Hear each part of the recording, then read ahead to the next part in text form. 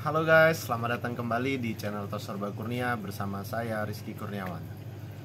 Pada video kali ini kita mau bahas tentang prospek usaha percetakan di kampung atau di daerah yang masih belum ramai.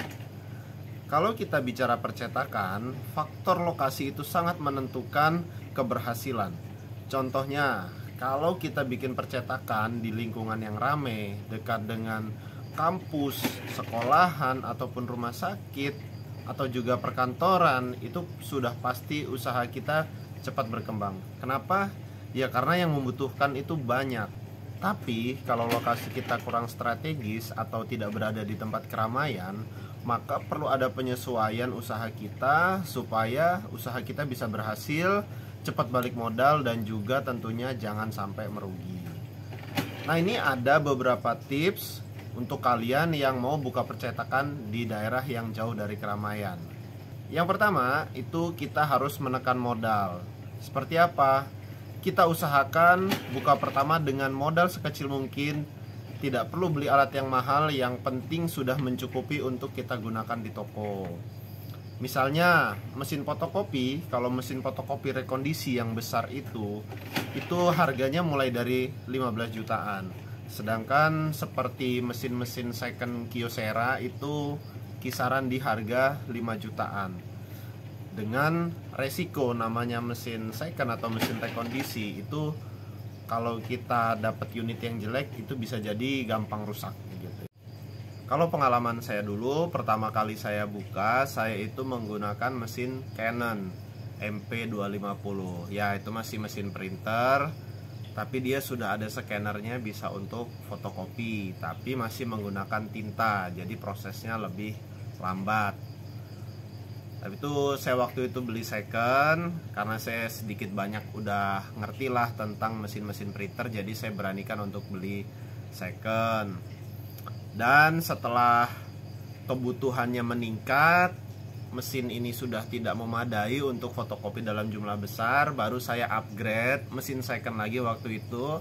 Tapi alhamdulillah awet, itu mesin Fuji Kerok M115Z. Waktu itu saya beli di harga 1 juta atau 1,5 juta waktu itu.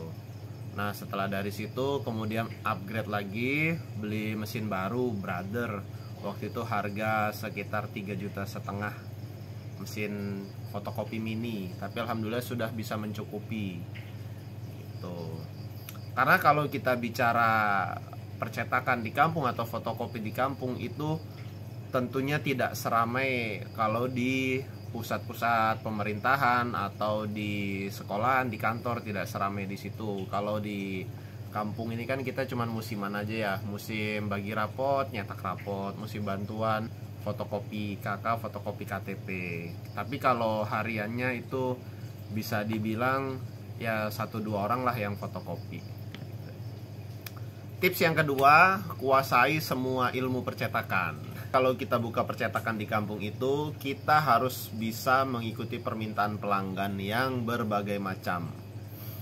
Mulai dari pengetikan, edit foto, bikin surat, bikin undangan, pokoknya usahakan semua yang dibutuhkan bisa kita kerjakan supaya pelanggan itu tidak berpaling dari toko kita. Tapi ada satu hal yang itu tidak saya layani ya. Ada satu hal yang tidak saya layani, yaitu adalah edit dokumen. KK, KTP, SIM tidak saya layani. Bahaya. Yang ketiga, kita harus bisa mengontrol stok. Sesuaikan dengan kebutuhan.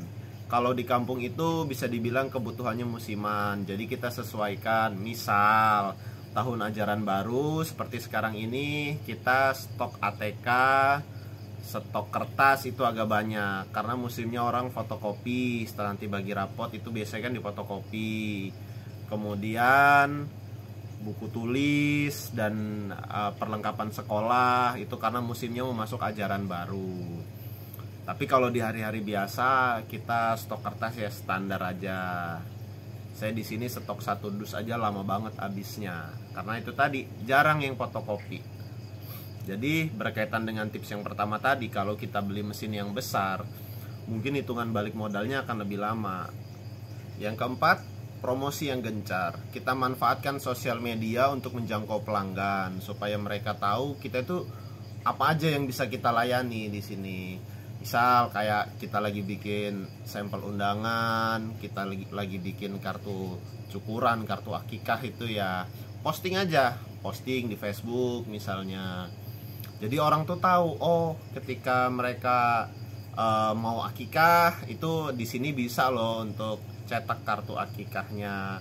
Kalau mau cetak undangan di tempat kita bisa.